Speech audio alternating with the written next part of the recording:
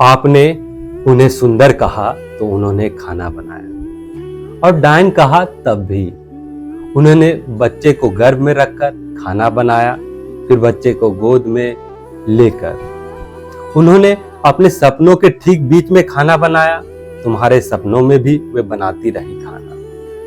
पहले तनवंगी थी तो खाना बनाया, फिर बेडौल होकर वे समुद्र से नहाकर लौटी तो खाना बनाया, सितारों को छू कर आई तब भी उन्होंने कई बार सिर्फ एक आलू एक प्याज से खाना बनाया, और कितनी ही बार सिर्फ अपने सब्र से। दुखती कमर में, चढ़ते बुखार में, बाहर के तूफान में, भीतर की बाढ़ में उन्होंने खाना बनाया, फिर वत्सले में भरकर उन्होंने उमग कर खाना बनाया। आपने उनसे आधी रात में खाना बनवाया, 20 आदमियों का खाना बनवाया, ज्ञात अज्ञात स्त्रियों का उदाहरण पेश करते हुए खाना बनवाया, कई बार आंखें दिखाकर खाना बनवाया,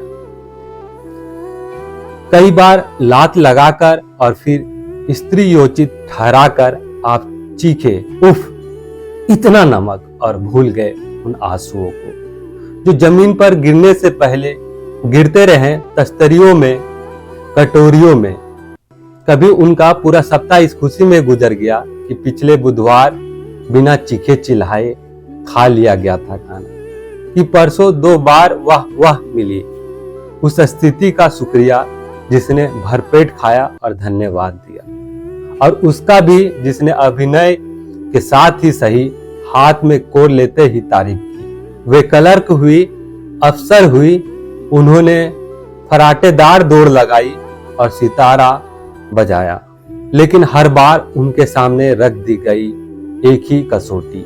अब वे थकान की चट्टान पर पिस रही चटनी, रात की चढ़ाई पर बेल रही रोटियां, उनके गले से पीठ से, उनके अंधेरों से रिस रहा है पसीना, रेले बह निकले हैं पिंडोलियों तक, और वे कह रही है यह रोटी लो, यह गर्म है।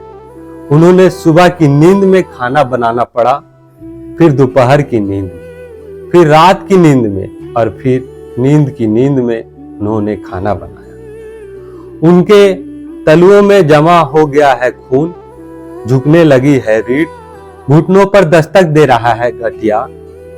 आपने शायद ध्यान नहीं दिया है, पिछले कई दिनों से उन्होंने बैठकर खाना बनाना शुरू कर दिया है, हालांकि उनसे ठीक तरह बैठा भी नहीं जाता।